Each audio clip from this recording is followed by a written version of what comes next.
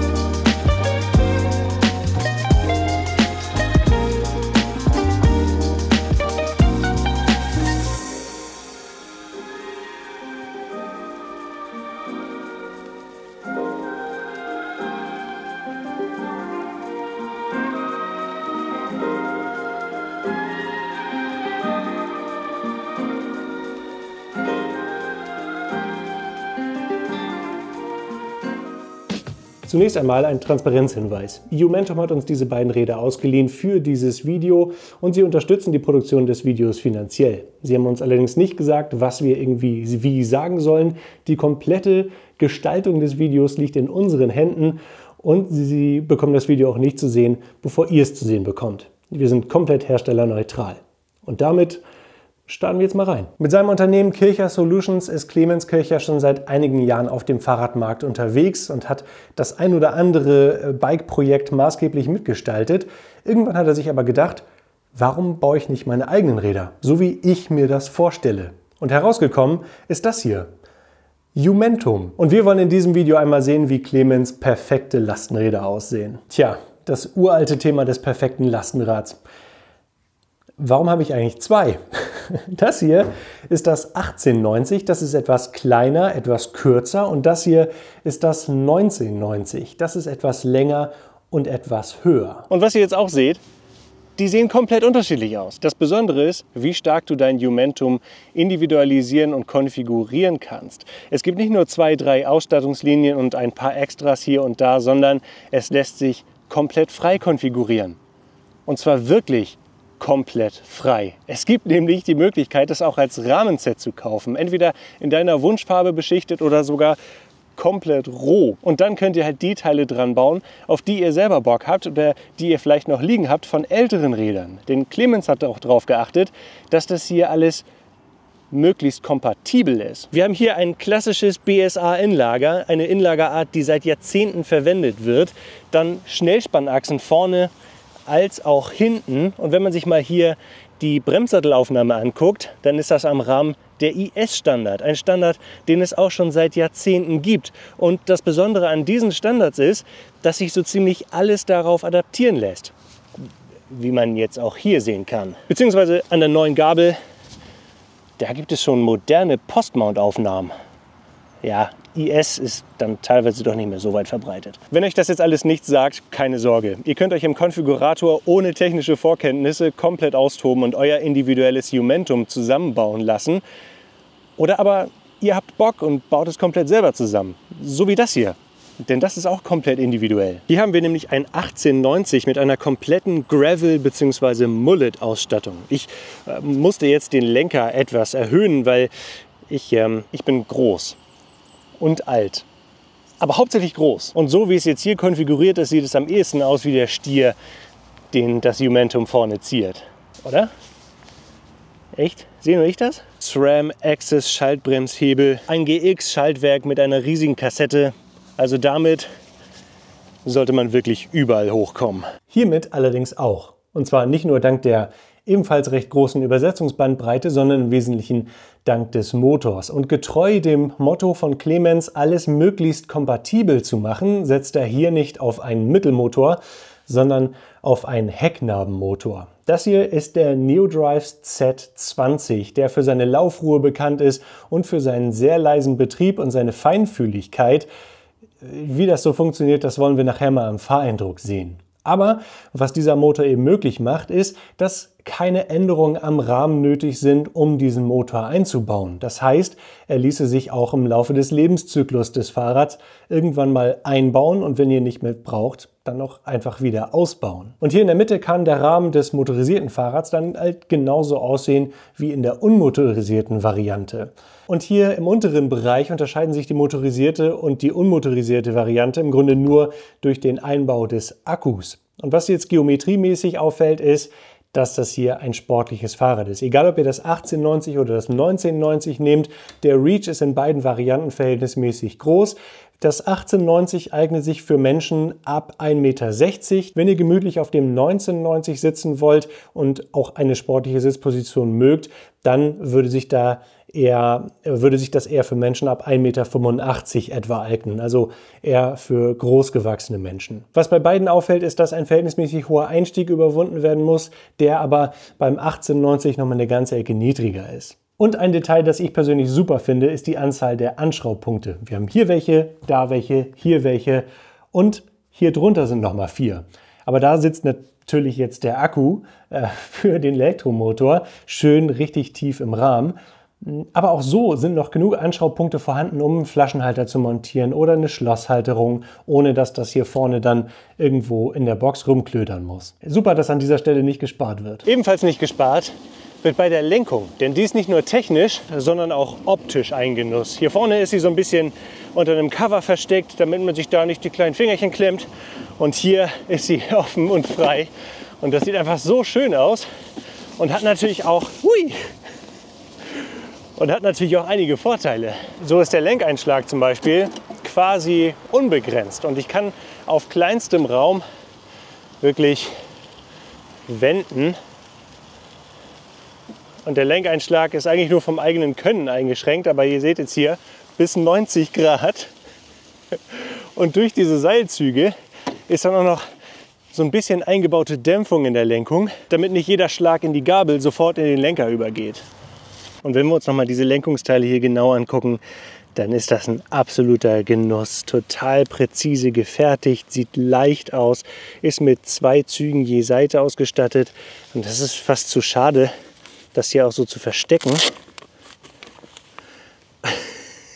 Das sieht richtig gut aus. Und es gibt noch die Möglichkeit, die Züge außen lang zu führen. Hier sind sie jetzt innen lang geführt, was natürlich für ein optisch nochmal schöneres Gesamtbild sorgt. Aber wenn diese Lenkung innen entlang geführt wird, dann werden diese Ösen hier frei. Clemens nutzt diese Ösen für diese Verspannung hier. Und das finde ich eine ziemlich coole Idee, denn dann müssen diese Gummibänder hier nicht über den Rahmen rübergezogen werden und der Rahmen wird nicht in Mitleidenschaft gezogen. Und ihr könnt hier jetzt erkennen, hier passt eine komplette Eurobox easy peasy rein, noch mit Platz links und rechts, vorne und hinten, lässt sich dann auch einfach hier drauf verzurren.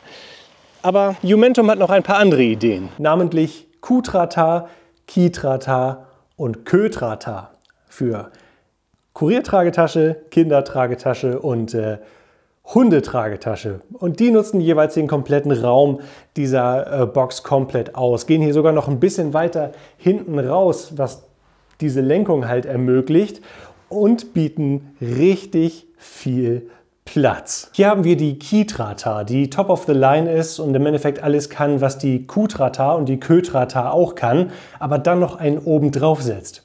Im wahrsten Sinne des Wortes. Sie setzt nämlich noch so ein Regenverdeck oben drauf, ein Canopy. Das hat Fensterscheiben links und rechts, ist nach hinten hin geöffnet, hat hier oben noch ein transparentes Element, das mehr Luft in diese, mehr Licht und Luft sowieso in diese Ki-Trata reinkommt. Und es lässt sich auch verhältnismäßig einfach öffnen und abnehmen. Und das Coole ist auch, wenn das Rad mal draußen steht und es regnet, dann dass da auch auf jeden Fall kein Regen eintritt, egal aus welcher Richtung der kommt. Wenn jetzt so ein Ki in die Trata rein soll, gibt es 2 Möglichkeiten. Entweder man zippt es hier an der Seite auf und faltet es dann so ein bisschen hier um. Das ist die erste Möglichkeit. Oder es krabbelt durch die hintere Tür einfach selber rein.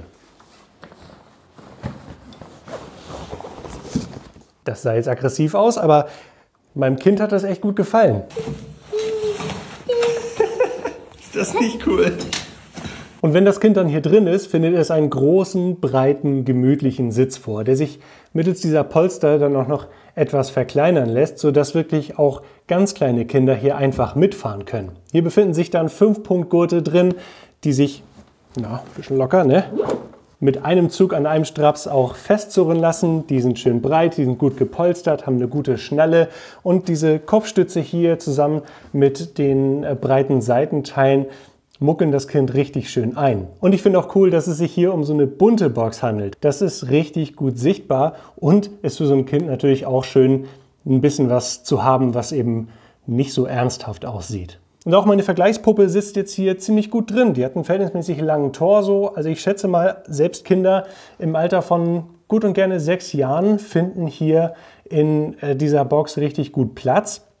Müssen dann eventuell ihre Beine so ein bisschen anwinkeln. Also die lässt sich definitiv einige Jahre nutzen. Und was natürlich auch super ist, dass wenn man auf dem Fahrrad sitzt, vis-à-vis mit dem Kind ist. Man kann einfach miteinander sprechen, einfach kommunizieren, man sieht, wie das Kind drauf ist. Und ein cooles Detail sind dann noch diese Fensterscheiben hier an der Seite. Also selbst ganz kleine Kinder können hier rausgucken, können zumindest das sehen, wo man gerade dran vorbeigefahren ist und so ein bisschen besser noch partizipieren an der Fahrt. Und wenn man das mal nicht braucht, wenn man mal ohne Kind unterwegs sein möchte, ist es auch super einfach, einmal das Kind rauszunehmen. Guck mal hier, ne? Den will ich mal raus, ganz vorsichtig. Und der Kindersitz ist mit einem Ratscher entfernt und auseinandergenommen. Und schon lässt sich die Kitratar für alles mögliche andere verwenden. Man hat hier noch so kleine Laschen, um Dinge reinzuhängen. Und hier noch so zusätzliche Taschen, die auch teilweise mit Klett ausgestattet sind, um noch Kleinigkeiten hier in diese Tasche reinzulegen. Und dadurch, dass sie auch nur angeklettet ist, lässt sich auch die komplette Kitratar verhältnismäßig schnell entfernen, falls man mal ohne Box unterwegs sein möchte. Und die flache Ladefläche, die lässt sich dank dieser Ösen richtig gut nutzen. Eine Eurobox zu verzurren zum Beispiel ist überhaupt kein Problem. Und egal, was ihr da drauf baut, dieses Ding rennt. Das Ding ist jetzt natürlich schwer. Es ist nicht ganz so spritzig, nicht ganz so fix wie ein normales Gravelbike. Das Rad wiegt 20 Kilogramm, Beladung nochmal knapp 18 Kilogramm und schon sind 38 Kilo Fahrradgewicht plus ich. Aber trotzdem ist es richtig schnell, rollt sehr leichtgängig. Die Lenkung ist mit 1:1 abgestimmt. Das heißt auch sehr sportlich, sehr knackig. Das Rad schlackert sich nicht auf. Und jetzt mit der Beladung ist es auch nicht super steif, sondern es ist ein bisschen minimal Bewegung in dem ganzen Rahmen, was sehr angenehm ist. Und auch wenn man aus dem Sattel geht, dann wird das sofort umgesetzt. Und das ist richtig schnell. Nun ist das Rad minimal zu klein für mich. Die Sattelstütze ist sehr weit raus. Aber ich kann mir gut vorstellen, dass das ein richtig cooles Reise-Gravel-Lastenrad ist. Auch dann wieder egal, wie ihr es ausstattet. Und ich finde gleichzeitig sieht das halt auch noch mega cool aus. Spannend ist jetzt aber natürlich auch mal zu sehen, wie das große Rad mit dem Motor arbeitet. Und natürlich ist das Bike jetzt wieder voll ausgestattet mit Kameras und auch mit meinen beiden Mitarbeitern, den Säcken. Hier vorne drin gut 35 Kilogramm Gewicht vorne in der Box und wir wollen jetzt mal sehen, was das Bike so kann. Und das erste, was wir natürlich checken wollen, ist die Beschleunigung von 0 auf 25 km/h. Wir sind im kleinsten Gang in der höchsten Unterstützung und los geht's.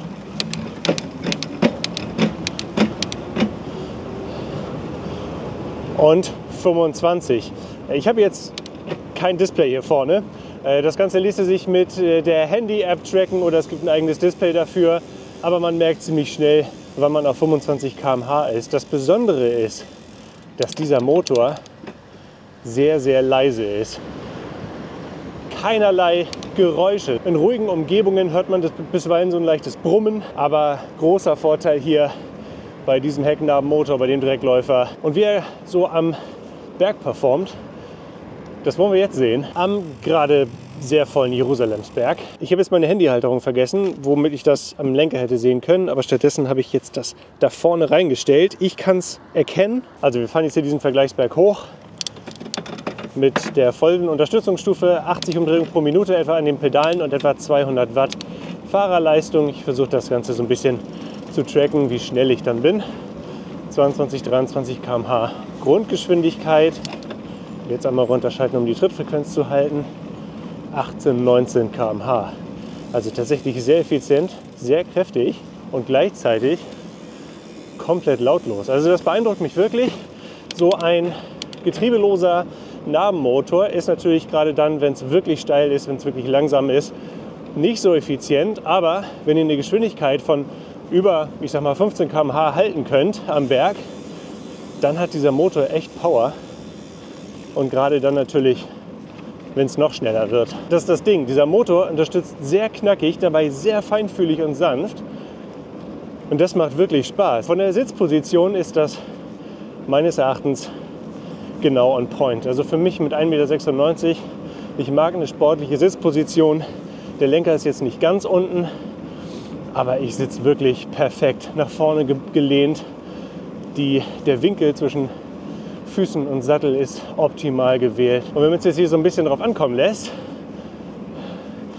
dann ist das Fahrrad sehr reaktiv, also folgt willig den Lenkbefehlen. Ich fahre jetzt tatsächlich schneller und sportlicher, als ich das normalerweise mache, einfach weil dieses Rad und die Sitzposition mich so ein bisschen dazu treibt. Aber insgesamt kann man sehr entspannt auf dieser 25 km/h Welle reiten.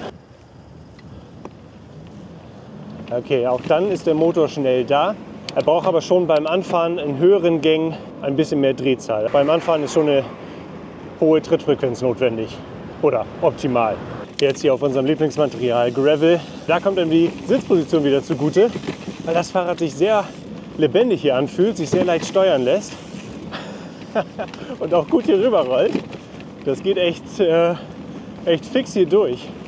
Auch da wiederum für eine sportliche Sitzposition super geeignet. Jetzt wollen wir erstmal sehen, wie der Motor beim Anfahren am Berg ist. Auch da wiederum habe ich jetzt in die niedrigste Übersetzung geschaltet. Wir sind nach wie vor in der höchsten Unterstützungsstufe und mal sehen, wie gut das hier losrollt.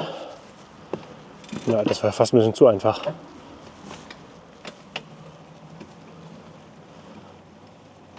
Ja, okay. Bei so einer Steigung merkt man, dass der Motor einen nicht unbedingt beschleunigen kann, aber er kann einen super in Schrittgeschwindigkeit diese Steigung hochbringen. Und was mir jetzt auch aufgefallen ist, dass er wirklich sofort da ist. Also der hat sich keine Gedenksekunde gelassen, hat sofort unterstützt. Auch da wiederum dieser Eindruck, kein riesiger Punch untenrum, aber genug Leistung, um einen da so eine Rampe auch hochzubringen. Nur allzu lang darf die halt nicht sein. Was so ein bisschen täuscht, glaube ich, ist das geringe Geräuschniveau. Dadurch wirkt es gar nicht so sehr, als würde der Motor viel machen. Aber das Gefühl täuscht. Der hat echt gut Power. Das Schieben gelingt dann auch sehr einfach. Der Motor hat keinerlei Widerstand. Was dann auch gut ist, wenn man halt ohne Unterstützung fährt. Dann kann man sogar, wenn man das Fahrrad schiebt oder fährt, die Rekuperation einschalten, was ziemlich cool ist, um nochmal wieder ein bisschen Strom in den Akku zu bekommen, um zum Beispiel die Lichtanlage länger laufen zu lassen. So, Kopfsteinpflaster, Aluminiumrahmen, ungefedert. Und ich muss sagen, das ist wirklich erstaunlich gut, auch dank dieser dicken Reifen. Hier rollt das Rad sehr angenehm rüber. Ja, hier hätte ich schon dann vielleicht gerne so ein bisschen Federung im Sattel, aber das auch durch diese Sitzposition und durch die Lastverteilung ist genug Last auf dem Vorderrad, sodass das Vorderrad richtig schön rübergleiten kann. Das fährt sich auch über so ein Terrain erstaunlich angenehm. Ja, echt schwer, irgendwelche negativen Sachen zu finden. Das ist gerade für so einen sportlichen Einsatz ist das echt gut. Also machen wir jetzt mal den Bremsentest. Also Beschleunigung auf 25 km/h. Und wir bremsen beim zweiten Strich und das hat gut gebremst. Was mich immer wieder erstaunt, wie gut diese Magura-Bremsen sind.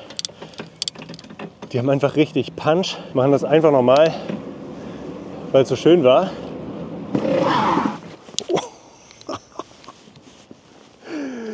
Ja, das sind keine 3 Meter Bremsweg. Hier optimales Bremsgefühl, auch sehr einfach modulierbar. Selbst mit einem Finger kann man das ganze Rad schnell zum Stehen bringen. Einfach eine sehr gute Bremse von Magura. Diese Motorunterstützung, ich glaube, das lässt sich am ehesten damit vergleichen, dass sie einem Superkräfte verleiht. Dadurch, dass der Motor eben nicht hörbar ist während der Fahrt, auch jetzt mit Wind und so, hat man einfach das Gefühl, man könnte easy peasy 800, 900 Watt treten, ohne sich groß anzustrengen. Das ist ein ziemlich gutes Gefühl. Aber jetzt wollen wir mal sehen, was Studio Tillmann dazu zu sagen hat, wenn er die beiden Räder eine Zeit lang gefahren ist. Natürlich findet ihr wieder eine komplette Behandlung anhand der Radlbande-Bewertungsmatrix in Schriftform über den Link in der Videobeschreibung. Jetzt wollen wir aber mal 3 Punkte raussuchen, die uns besonders gut gefallen haben und 3 Punkte, die uns weniger gut gefallen. Und wir starten mit letzterem. Punkt 1. Durch die komplett geschlossene Konstruktion ist kein Riementrieb möglich und dadurch, dass es hier auch keine verstellbaren Ausfallenden gibt, müsst ihr, wenn ihr eine Nabenschaltung nutzt, immer entweder einen Kettenspanner benutzen oder ein Exzentertretlager, aber auf jeden Fall eine Kette. Der zweite Punkt ist, wenn ihr von einer 7 cm längeren Ladefläche profitieren wollt, müsst ihr das 1990 nehmen und dann auch mit der deutlich größeren Geometrie klarkommen. Ich würde mir einfach wünschen, dass beide Ladeflächen genau gleich groß wären. Und der dritte Punkt ist der Ursus Jumbo Ständer. Hier bei diesem leichten Rad ist das überhaupt kein Problem. Aber bei dem großen E-Bike müssen hier hinten immer knapp 22 Kilogramm angehoben werden, um das Fahrrad vom Ständer runterzunehmen oder auf den Ständer zu bringen. Und das mit unbeladenem Fahrrad. Mit beladenem Fahrrad sind das natürlich noch mal mehr. Aber natürlich gibt es auch Punkte, die diese Bikes richtig gut machen. Und da wäre der erste die Form. Ich finde, die Umentum Bikes sind die aktuell schönsten Long John Lastenräder, die es gibt. Sie sind je nach Ausstattung minimalistisch, schön geformt und auch gerade in diesen individuellen Lackierungen. Also ich finde das schon sexy, ne? Der zweite Punkt ist, durch diese Konfigurierbarkeit sind die auch preislich sehr attraktiv. Jetzt mit 4.000 Euro und 6.000 Euro sind die schon jeweils am oberen Ende durch die Auswahl der Komponenten, aber ihr bekommt halt ein komplett ausgestattetes Long John Lastenrad, mit dem ihr sofort losfahren und Dinge transportieren könnt, für etwa 2.500 Euro. Und das ist schon ziemlich gut. Und drittens ist es eine absolute Wonne, mit den Umentum Bikes zu fahren. Eine ausgewogene, sportliche Sitzposition, sie sind leicht, sie sind schnell, absolut langstreckentauglich und eine gute Auswahl an Komponenten. Und auch der Neodrives Motor hat mich gerade für längere Strecken echt positiv überrascht. Aber für wen sind Umentums jetzt am besten geeignet? Wenn ihr mit eurem Lastenrad auf Reisen gehen wollt, maximal Bikepacking betreiben wollt, wenn ihr euch euer Rad selber auch zusammenstellen wollt und euer eigenes Traumrad bauen wollt und wenn ihr mehr den Waren- und Hundetransport als den mehr als ein Kindtransport im Alltag durchführen wollt und dabei auch nicht zu viel Geld ausgeben wollt, dann sind die Umentum Bikes für euch. Ich bin aber mal sehr gespannt, was ihr jetzt in den Kommentaren zu diesen Bikes zu sagen habt. Lasst einen Daumen nach oben da, wenn euch das Video gefällt und wenn ihr dabei sein wollt. Wenn ihr die Radlbande das nächste Mal auf Tour sehen wollt, dann abonniert den Kanal. Tschüss, bis dann.